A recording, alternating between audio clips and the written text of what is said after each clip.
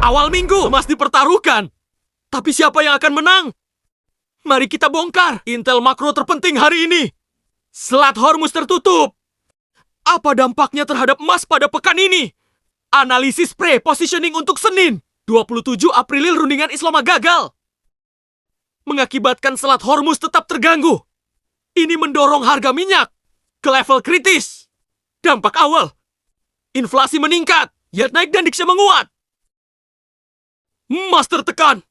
Safe haven flow tertangkap oleh dolar. Tapi perhatikan titik balik ini. Jika krisis berlanjut lebih dari 3 hari, fase berubah total. Minyak di atas Wallace menjadi supply shock yang memicu risiko resesi global. Disinilah real yield bisa turun. Jadi perkiraan, bias parsial kita baris, tapi tetap waspada. Pada flip sentimen menjadi bullish jika krisis memuncak. Siap-siap FOM 29 April bakal jadi bom volatilitas. Setiap kata Powell bisa bikin gold hancur atau meroket. Ini yang perlu lu tahu. Keputusan FOMC diumumkan 29 April. Tanpa dot plot dan proyeksi ekonomi. Setiap frasa di statement jadi makin krusial. Dari biasanya, market cuma ngarep 1 kali. Pemangkasan suku bunga sampai 2026. Ini bikin yield treasury dan dolar kuat. Menekan harga emas. Tone Powell jadi kunci. Kalau hawkish, gold bisa rewel. Tapi kalau dia akui risiko resesi, gold bisa diskis ke atas. Waspada jebakan pre-FOMC. Kalau hasilnya kurang hawkish dari ekspektasi, itu bisa jadi katalis yang bikin gold bullish. Catatan akhir, indeks dolar naik yield stabil.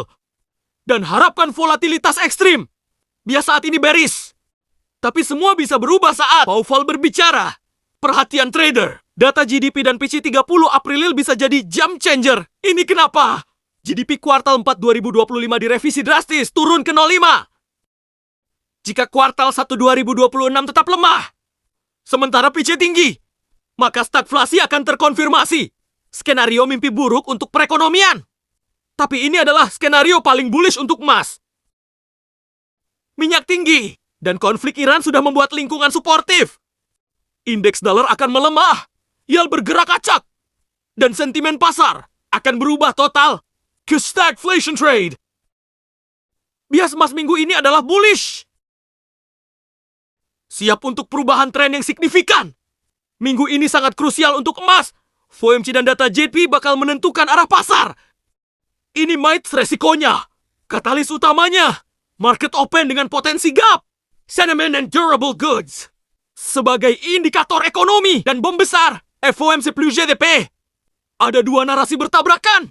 Fed yang hawkish, bearish mas. Melawan risiko stagflasi dari data GDP.